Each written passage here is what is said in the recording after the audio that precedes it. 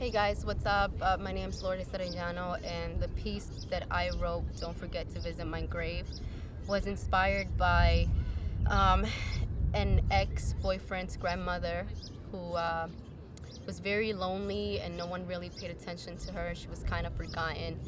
And every time I'd visit her, I sort of like talk to her and make the effort to make her feel loved and comfortable because I felt her family did not do that. And so one day at home, I was just inspired to write about her because she just had a really warm energy about her. She was a really nice um, elderly lady who really just wanted to connect and feel loved. And I was very grateful to have done that for her for the little while that I knew her.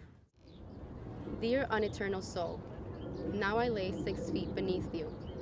I've noticed your visits have dwindled, and I know eventually they will vanish.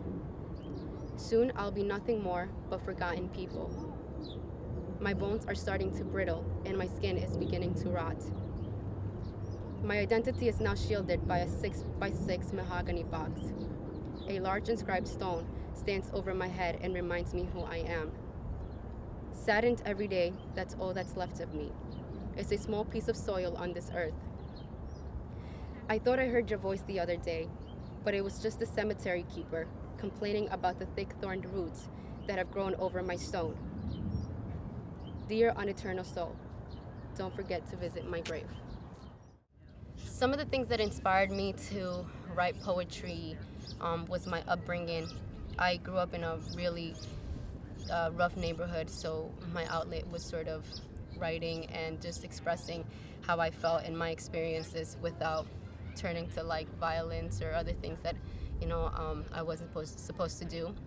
My parents also, they sort of like sheltered the family inside the house so nothing would happen to us outside. So I had to constantly find ways to keep myself entertained and stimulated. So as a kid, I just remember going to school and talking to my 5th grade teacher, Mr. McPherson, and telling him, that I wanted to do something fun and something creative. And little did I know that he would be coming to class with a diary that he gifted me so that I could write in it. So he kind of sparked that for me more than anything else. But I think I also had it in me.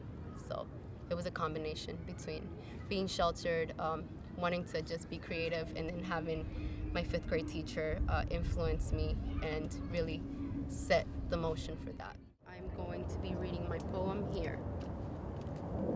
The seasons have changed, and with it, the leaves have fallen and turned a shade of brown. I now know that you're not coming home, so I am trying to forget you. Still, it's been hard trying to forget someone who has given me so much to remember. It's even harder when your things are still in my closet, itching at the back of my head. I keep promising myself to rid myself from them, but I just can't bring myself to it. As vulnerable as I am afraid I will break even more. So I'm leaving them there. Because loving a ghost of you is better than loving an empty house without your memory. Loving the ghost of you is sleeping in my bed with your skeleton still in my closet. So some of the projects that I'm working on right now, aside from being a student, is art. I love to paint, I love to draw. I also write a lot of music. I write short stories, and I try to do anything that keeps me young and keeps my creative spirit going. So yeah, paint, write, anything pretty much.